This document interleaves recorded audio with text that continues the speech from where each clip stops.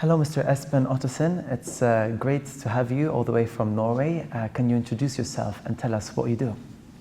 Yeah, I'm a theologian, I'm a philosopher, and I work as information director in Norwegian Lutheran Mission, and I participate a lot in debates and discussions in Norway, also in secular media, about a whole range of topics, and also topics related to sexuality and marriage and homosexuality and that sort of tough questions.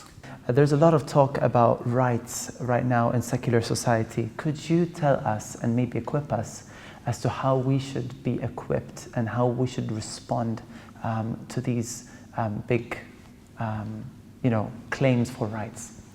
Yeah, I think it's a very common thought in secular Western societies that if you have a right, then you have won a battle somehow.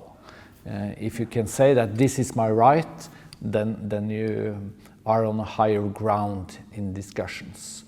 And I think that today people think more or less explicit that they have a right to sexual intimacy, sexual fulfillment, that this is the most important thing in our lives, finding a loved one and have a healthy, good, nice sexual life. And the Christian view that I try to present says that the place for sexual intimacy is the marriage between a man and a woman.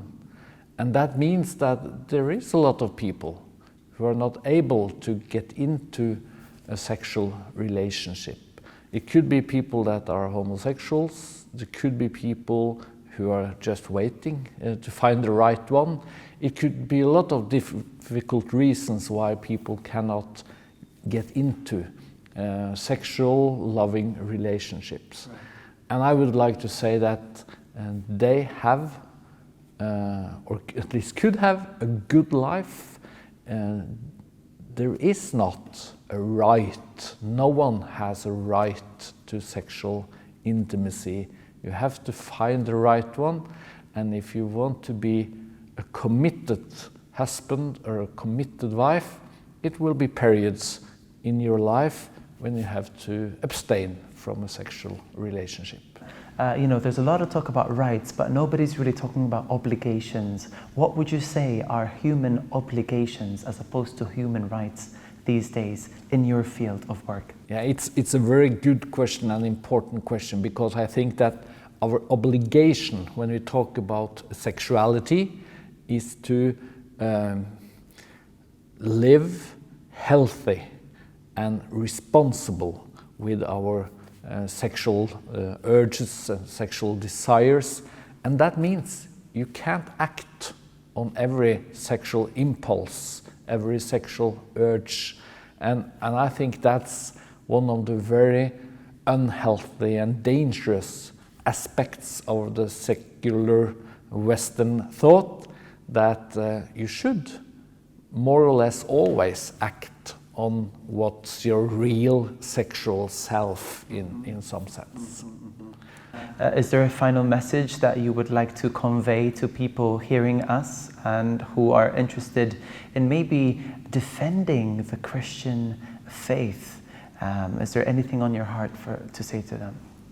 I think the most important thing is not to separate the question about homosexuality from other questions related to sexuality and marriage and so forth. Yeah. We all have to live responsible with our sexual urges and desires, and I think what's best for the society is to value the marriage, the commitment between a man and a woman.